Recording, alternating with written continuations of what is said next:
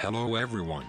Today I wanted to talk about Flare and give a few tips for new players or those who want to start playing as her.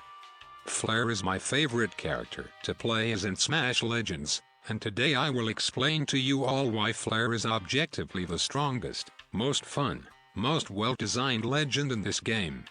So allow me to show you all why I main Flare. Flare has insane carry potential, but very few people actually know how to fully utilize that potential. This often leads to people that don't play her thinking she is weak, since there are many people that don't know how to utilize her effectively. But everyone has already fought that one Flare. The Flare that completely wrecks your team, constantly shooting you from a distance while you can't do anything about it. Let's start by talking about team composition. Flare goes well with frontline attackers that can tank damage for her and keep enemies distracted while she blasts them from behind. A few good examples are Octavia, Kaiser and Peter. The first thing you must know is that her role isn't necessarily dealing damage. While her damage potential is good, when you play Flare, your number one priority should be harassing the enemy team.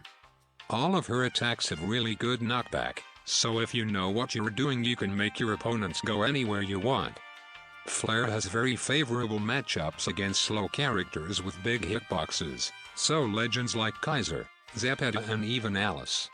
She has the upper hand on most encounters with short-ranged characters, but she can be caught off guard by assassins that can get through her team's front lines, like Wolfgang with his skill and ult, Red with her cloaking, and Cornet with his ult. She can also have a hard time when fighting against Dawn, since his ultimate makes him immune to knockback, and he can then serve as a temporary distraction. Due to his short range and slow speed, however, he has difficulty approaching her outside of that interaction. Now, let's talk about her skills. Flare's basic attack is an explosive projectile that travels in an arc when shot from the ground, and is shot diagonally down when in the air. While there are certain situations where shooting from the ground is better, jumping and then shooting is generally more versatile, as spamming her basic in the ground can make her immobile, and the travel time of her projectiles may cause them to miss faster targets. Her skill shoots a giant fireball that explodes on contact, dealing a lot of damage and throwing opponents far away from the explosion. This is a good move to use from behind your teammates, giving you safety and surprising your opponents. When used in the air, the fireball is shot directly downwards, launching Flare upwards. This can be used to recover from off the stage, attack enemies below you, and retreat to behind your front line, making it an incredibly reliable move in a variety of situations. Flare also has an amazing ultimate, where she shoots a fireball that explodes and burns a large portion of the stage, dealing massive damage to enemies caught in the fire. One of her abilities even makes it so your basic attack also burns the stage for a short time.